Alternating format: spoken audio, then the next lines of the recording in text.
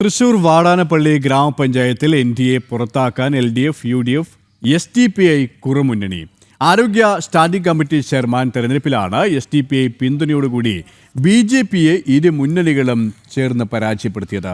ഇതോടെ standing committee തെരഞ്ഞെടുപ്പിൽ SDPI അംഗത്തിന് വിജയിക്കാനും സാധിച്ചു. ഇവരുമായി സാനു കെ സജീവ് ചേരുകയാണ്. സാനു, ഈ തദ്ദേശ തെരഞ്ഞെടുപ്പിൽ പലയിടങ്ങളിലും SDPIയുടെ പിന്തുണ UDFും നേടിയിട്ടുണ്ട്, LDFും നേടിയിട്ടുണ്ട്. പക്ഷേ NDA പുറത്താക്കുക എന്ന ലക്ഷ്യത്തോടെ ഇപ്പോൾ ഒരു കുറുമുന്നണി, ഈ ഒരു വർഗീയ സംഘടനയുമായി ചേർന്ന് ഇടതും വലതും അത്തരം മുന്നണി രൂപീകരിച്ചിരിക്കുകയാണല്ലേ?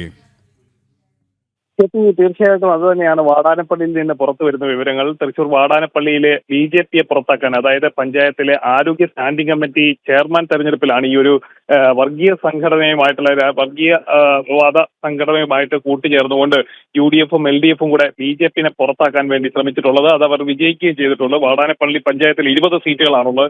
അതിൽ 10 സീറ്റുകൾ LDFിനും 6 സീറ്റുകളാണ് NDAക്കുള്ളത്. UDFിനും SDPIക്കും 2 വീതമാണുള്ളത്.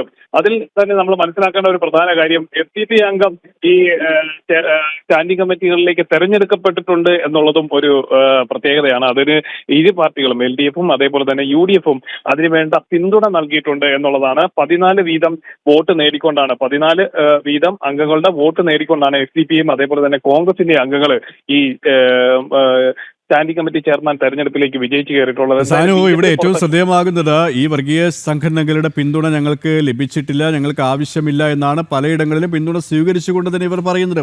പലയിടങ്ങളിലും അത്തരത്തിലുള്ള ബന്ധം പരസ്യവുമാണ്. പക്ഷേ ഇവിടെ SDPIയെ അംഗത്തിന് വിജയിപ്പിക്കാൻ NDA പരാജയപ്പെടുത്തുക, ഏത് തരത്തിലായാലും BJPയെ NDA പുറത്താക്കുക എന്നുള്ള ഒരു വശം തന്നെയാണ്, അത്തരം ഒരു തീരുമാനം തന്നെയാണ് ഇടതും വലതും സ്വീകരിക്കുന്നത്, അല്ലേ?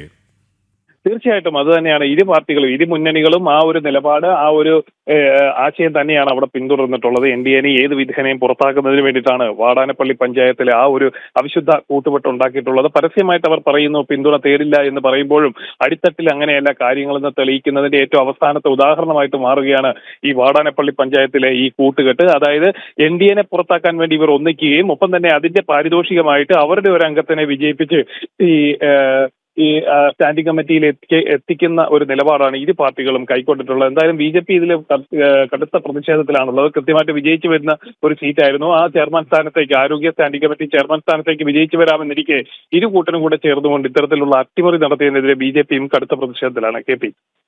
വർഗീയ സംഘടനയെ സഹായിച്ച് വീണ്ടും ഇടതും വലതും. തൃശ്ശൂരിൽ നിന്നും സാനു കെ സജീവാണ് വിവരങ്ങൾ നൽകിയത്.